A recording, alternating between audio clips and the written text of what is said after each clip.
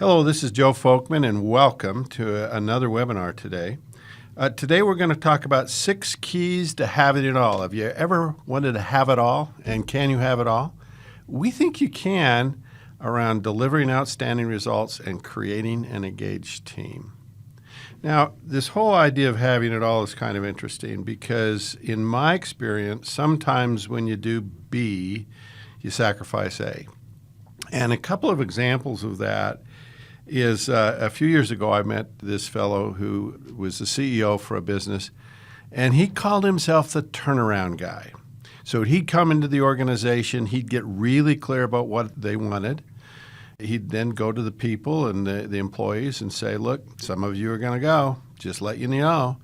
And then he really communicated that it was all about the bottom line and things must change. His analogy was that this whole process was just like washing your hair. He'd lather, he'd rinse, and then repeat. And so generally, he was terrific at turning around businesses, but he really was good at getting results, and he was not great at building relationships, that people didn't trust him.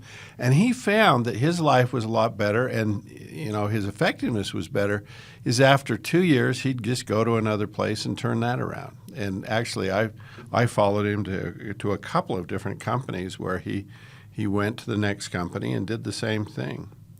A few months ago, I read this story in Bloomberg, the rise and fall of working from home. And this fellow, Richard Lemire, he got this idea that he could let his employees work from home. And he says, we hire adults. They shouldn't be tied to an office 5 days a week. You hear this a lot in organizations. And he said, I always assumed that you can get your work done anywhere as long as you can actually get it done.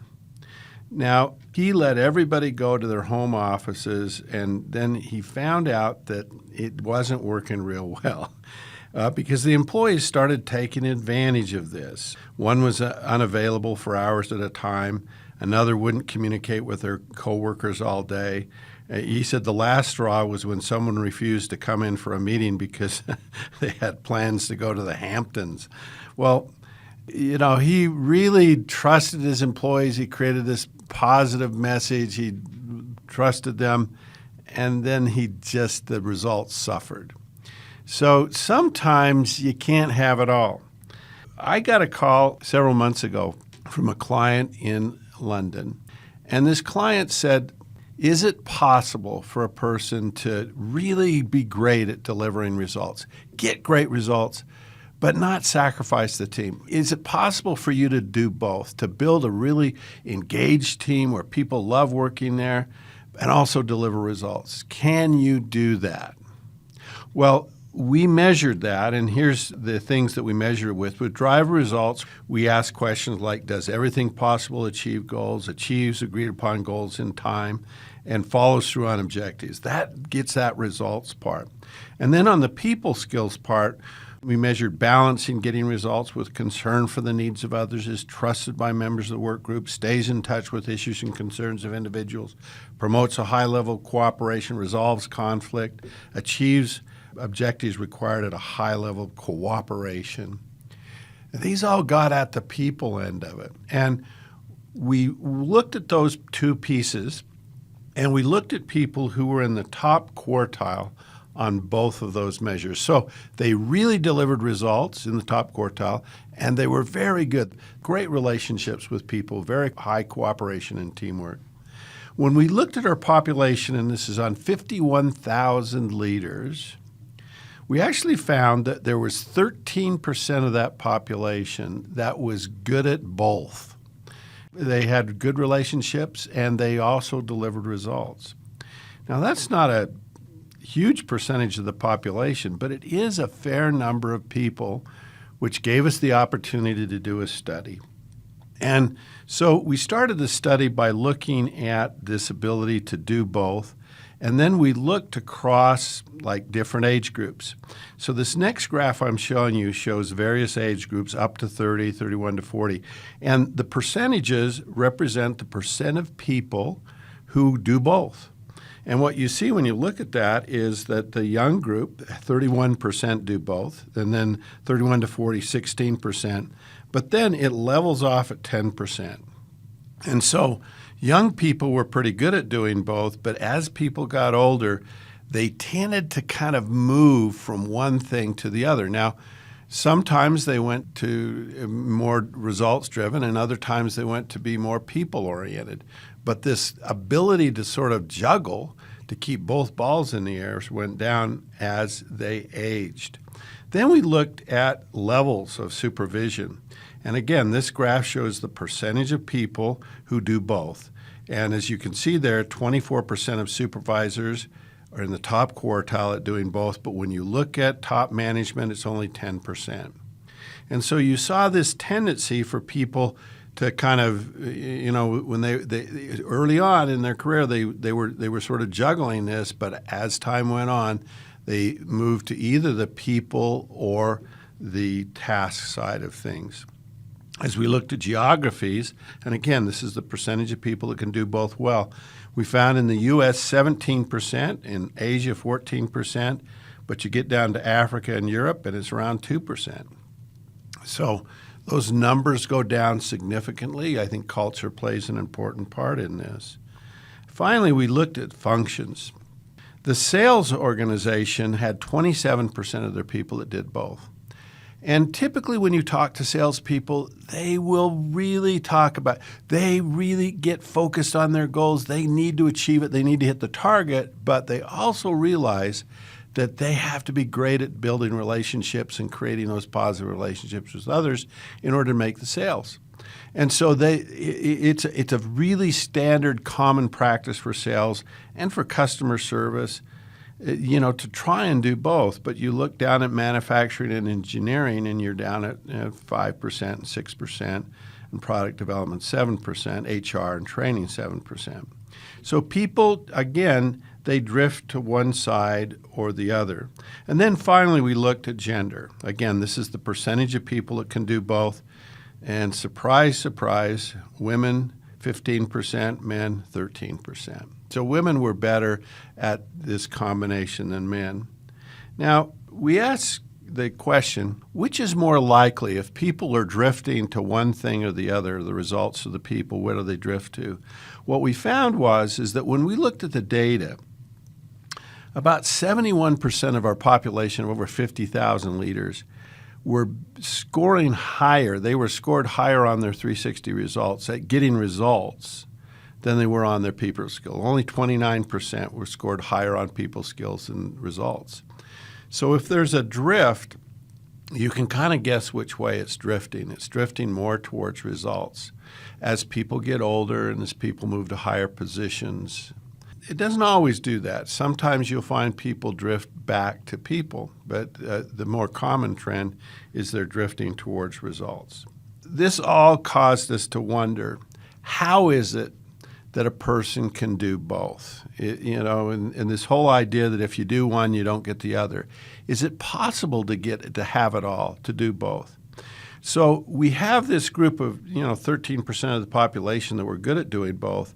And what we did is we took that group and we looked at 40 behaviors where we looked at that group compared to the rest of the population. And what we were looking for is what these people did. What was the secret to their ability to kind of be good at both?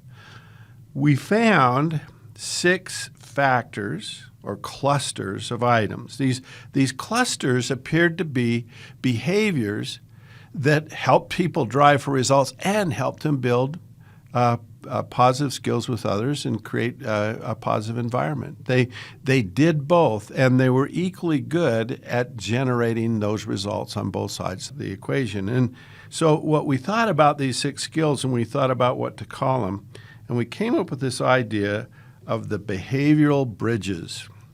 And these 6 behaviors, and you can see them on the bridge there, they are the behaviors that really enable a person to be good on both sides of the bridge. They are good on the drive for results part of the bridge, and they're good on the people. They really hold up the bridge for both those skills, and they enable leaders to do both. If you've ever listened to one of our webinars, you'll know that, I like people to listen, but what I'd like you to do is think about these 6 different skills. And I'd like you to think about, is there one of these that would help me to really increase my ability to have it all? And so we're going to go through and talk about these 6 skills, give you some ideas about them, and really describe how these skills help you do both. What I'd like you to do is think about which one could help you. Let me talk about the first one. Communicates clear strategy and direction. Several years ago, I heard about this story of Florence May Chadwick. Now, as a young woman, she was set the record for swimming the English Channel in both directions. Now, she did it in record time. I'm sure that record's been broken now. She also was the first woman to swim the channel to Catalina Island. And there's this wonderful story about when she's swimming to Catalina Island, and I don't know if you've ever been there, but the island always has fog around it. And so as she's swimming out to the island, they approach this fog bank. It's just dense fog. And, she keeps swimming and keeps swimming. And finally, she gets very discouraged, and they say, no, you're not that far away. Actually, they didn't know how far away they were because they didn't have GPS. This was in the 1950s. And so she swam for another hour. And finally, she gave up. She's in this dense fog. She gives up.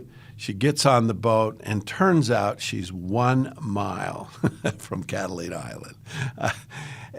And so 2 months later, she does it again. She tries it again, and she hits the fog again. But this time, she had in her mind, she kept picturing that shoreline. She kept picturing that island, what it looked like. And she kept that image in her mind, and she hit that fog, and she kept swimming. And with that determination, she was able to make it. As I think about that story, about the power of communicating the vision and keeping that in your mind, I know that having a clear vision helps people to deliver results. Peak results hinge on everybody having clarity about the direction and understanding of the strategy and how to achieve it. But at the same time, when people are lost or confused, they quickly become dissatisfied. When people don't connect what they're doing to the outcomes the organization achieves, they don't see the value in their work. So leaders who provide and communicate a clear vision get a much more engaged team. This ability helps a person drive for results. It helps you deliver results and get the things you need, but it also helps with the people skills. So we have a few questions. Question number 1, when was the last time you clearly communicated to your team or individuals the organization's strategy and direction? If you do it once a year, that's not enough. Once a month? I don't think so. Can you do this too often? I don't believe you can. A few years ago, I was going into a meeting with the CEO, and as we're walking in the meeting, my colleague who worked for the company said, "You watch, he'll talk about the strategy." And I turned to my colleague and said, "We're talking about turnover, not strategy." And so we're in the meeting. We've been there for about 20 minutes, and all of a sudden, yes, the CEO starts talking about the strategy. He always talks about the strategy. He's a broken record. But he brought it into every conversation. He kept people focused on what it is we're doing, why we're doing it, what value that creates. When you do that, that helps you to deliver results, but it also helps you to create enthusiasm and excitement and energy and a positive work environment.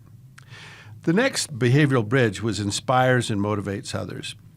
We did an analysis of our leadership effectiveness data. We measured 52,000 leaders, and we measured them on those 16 differentiating competencies. And the graph you're seeing here shows you the effectiveness on the 16. And so the highest rated competency of these 52,000 leaders on average was drives results and then takes initiative, technical expertise. But if you look down at the bottom of the chart, the lowest rated behavior was inspires and motivates others. It was number 16 out of 16. And so it was interesting then to look at, we asked people which behavior was more important. And guess what comes out as the most important behavior? Well, it's the ability to inspire and motivate others. Whenever I describe this data, I always can imagine this scenario where it's like somebody says, Houston, I think we have a problem. So the competency that is generally the hardest, the most difficult competency, the competency that people are worst at, is the most important competency that people think is critical for people to do well.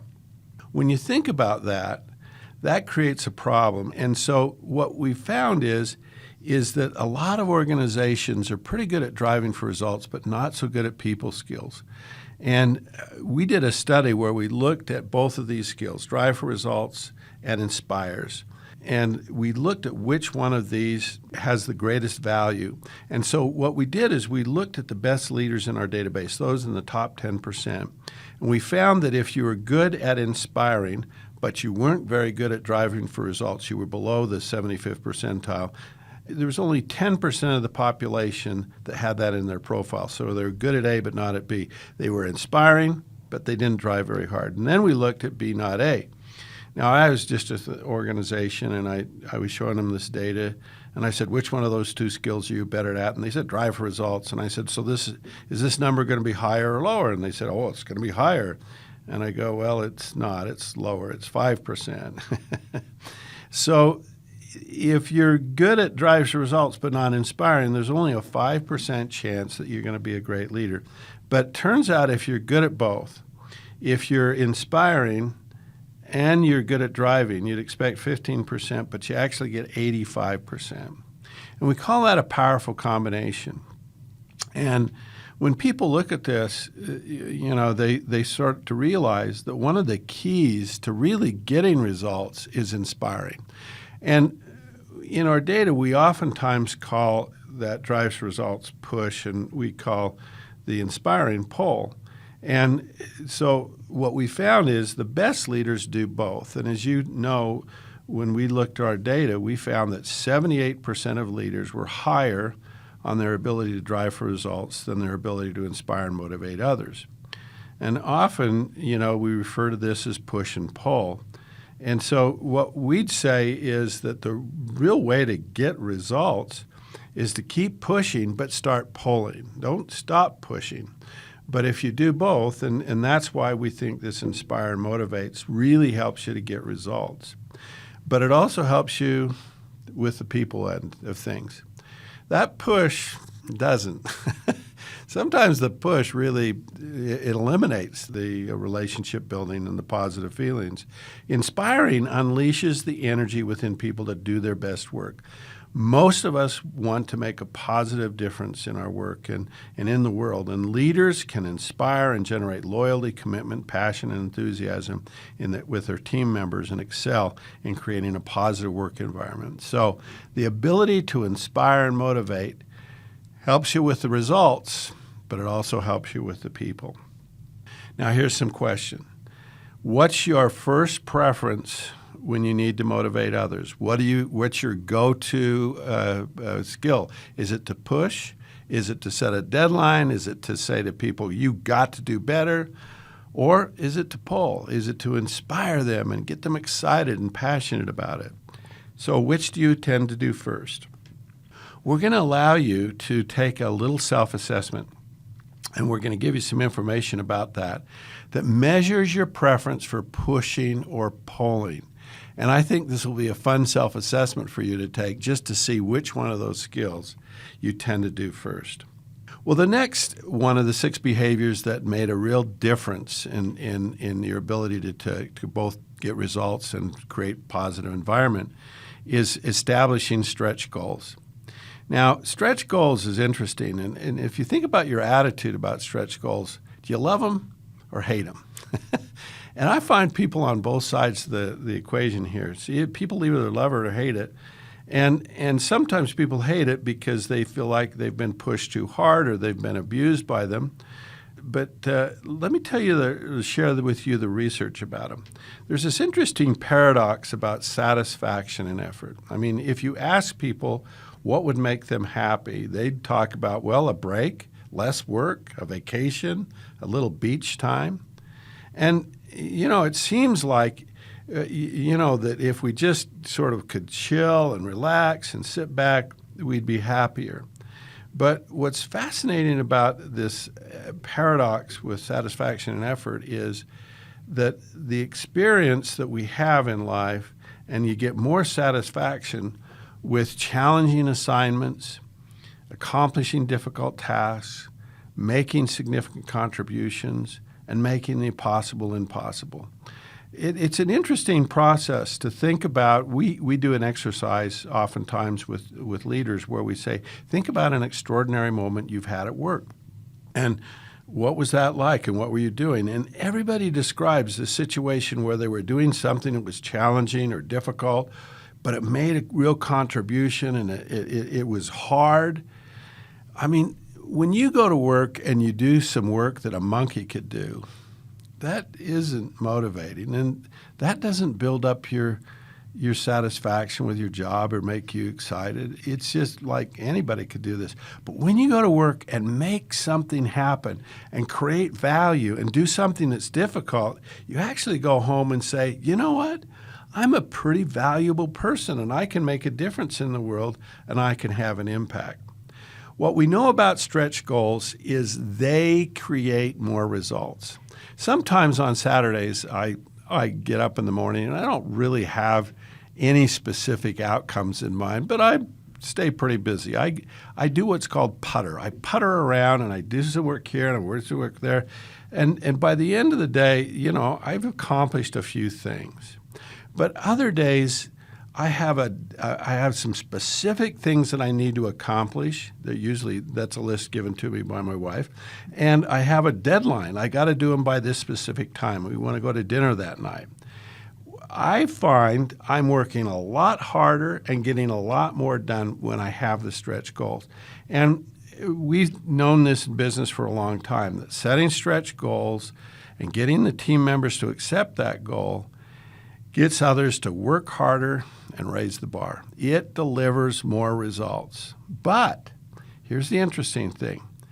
When people set stretch goals and they collaboratively get involved in setting those goals, amazing things happen at work. Work becomes fun, and everyone is involved, and they're all in, and people feel like they've made a real difference. So another way to have it all, set stretch goals. So my question for you on this, is there a stretch goal that you could get your team to embrace? And just try to do that and see what happens. The next one of the behavioral bridges is high integrity and trust. And on this graph here, what you'll see is capability on integrity and trust from the bottom 10%, next 25 to the top 10%. And what you see is this amazing, when you look at drive for results and when you look at the people skills, the higher the integrity and trust, the higher the drive for results, the higher the people skills. These are so intercorrelated, and they really go together very well. Now, look, if a leader doesn't have high integrity and trust, then team members start to assume that that person's trying to manipulate them. They're not going to go to bat for you. If people don't trust you, they'll assume they're being taken advantage of. When you're a trusted leader, your motives are beyond reproach, and people know that you're trying to be honest with them. But also, this ability to have integrity and trust builds people skills. A key component to building positive relationships with others is being trusted. Being trusted it makes a difference, and when you walk your talk. They never ask team members to do something that they would not be willing to do. So as you think about another way to have it all, this high integrity and trust. Do people trust you? Do they feel like you have high integrity and that your intentions are good?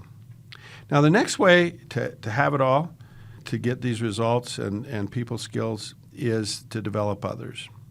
Now, if you go to work every day and work really hard and get a paycheck every week, that's a job. But if you go to work and work hard and do something new and learn a new skill, that's a career.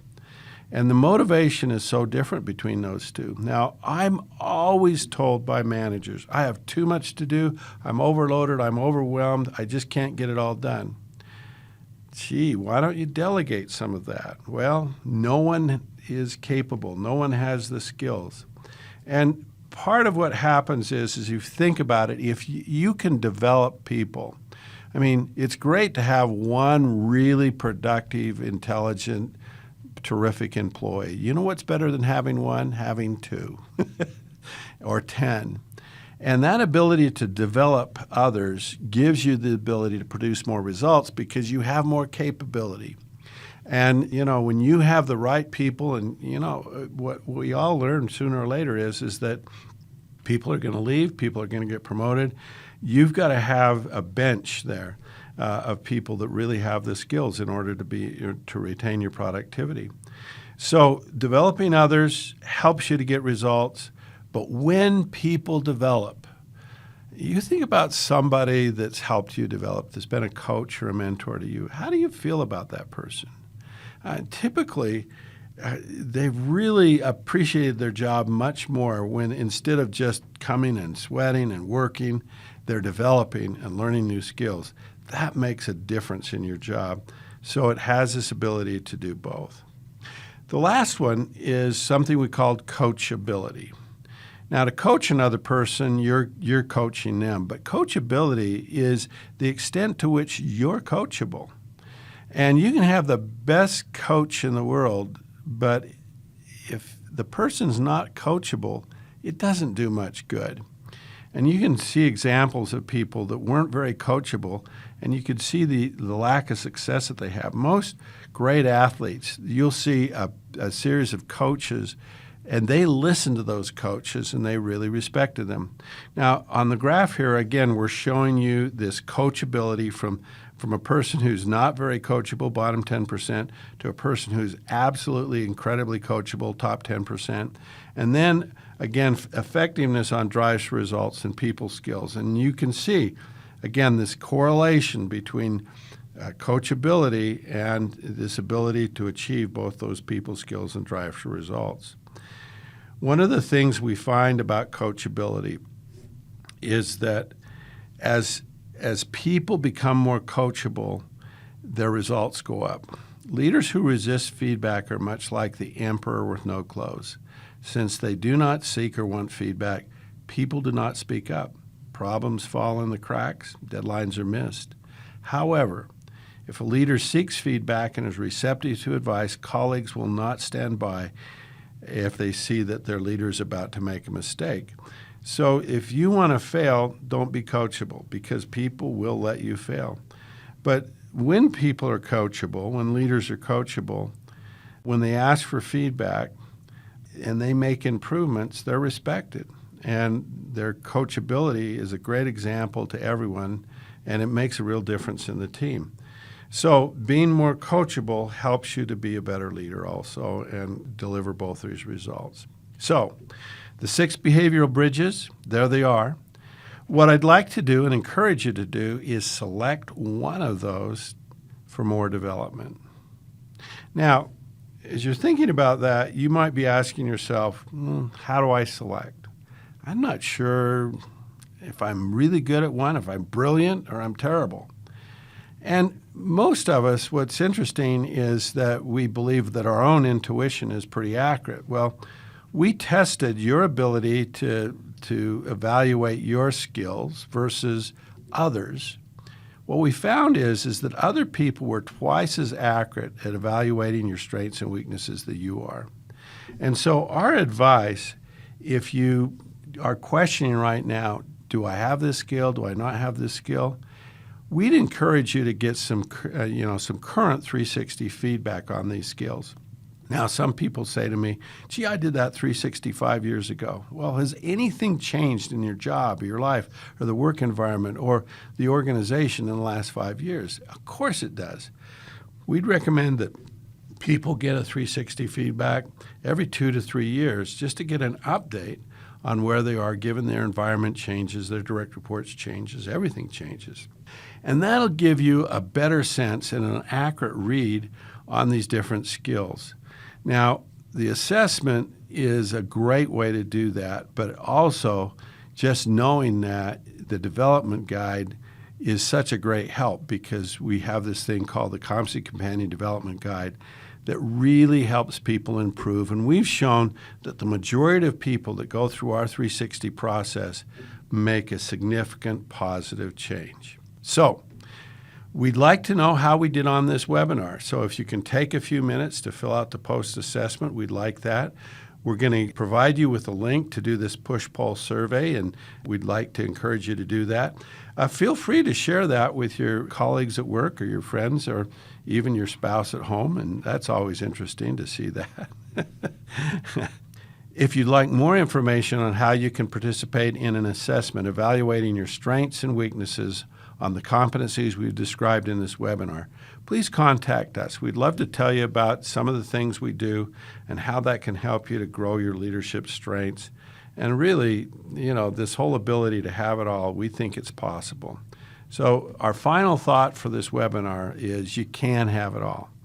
Well, not all, but we know that people can be really great at delivering results and really great at building a positive team and building relationships with others.